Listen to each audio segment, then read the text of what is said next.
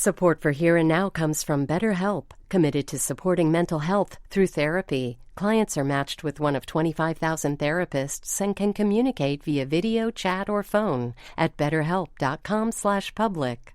This holiday season, more than 3,000 people released from federal prison during the pandemic have reason to worry. They could be returned to incarceration under a plan U.S. senators are now considering. NPR's Carrie Johnson reports. David McMaster has been out of prison for 3 years now.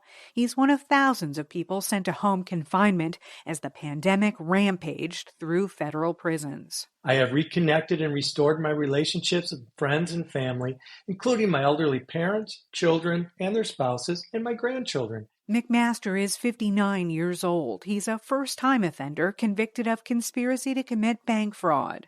But since his return to his community in Arizona, he got a good job in business development. And this past summer, he got married. I am blessed to have been given the opportunity to make amends for my past decisions. But as early as next week, the Senate could vote to send McMaster and thousands of other people back to U.S. prisons.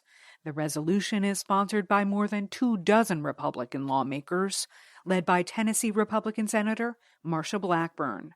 Blackburn didn't want to speak on tape this week, but her spokesman told NPR the COVID national emergency is over, and criminals need to be behind bars, not on the streets. It is a kind of retribution that seems unnecessary.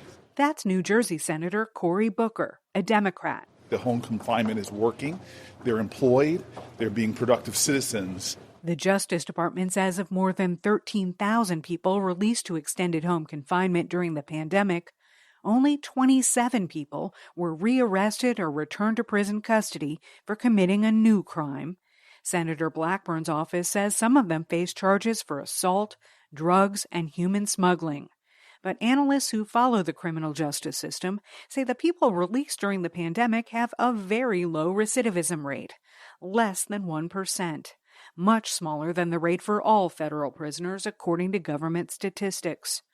Danielle Landsman is the vice president of policy for FAM, a nonprofit that advocates for people in prison and their families. Our federal prison system is approaching crisis level with understaffing and its ability to properly care for and keep safe both the people who live and the people who work in their facilities. Landsman points out several recent incidents where high-profile people in prison have been stabbed by fellow inmates.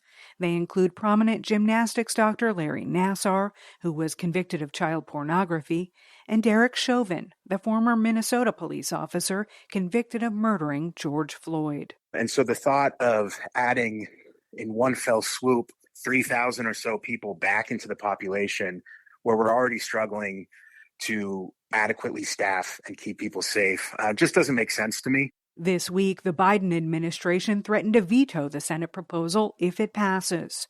The Office of Management and Budget pointed out the people on home confinement were convicted of nonviolent crimes, and they had served most of their sentences already. The OMB says the program has saved taxpayers millions of dollars, since it's less expensive to monitor these people 24/7 while they're at home than to house them in federal prisons. Carrie Johnson, NPR News.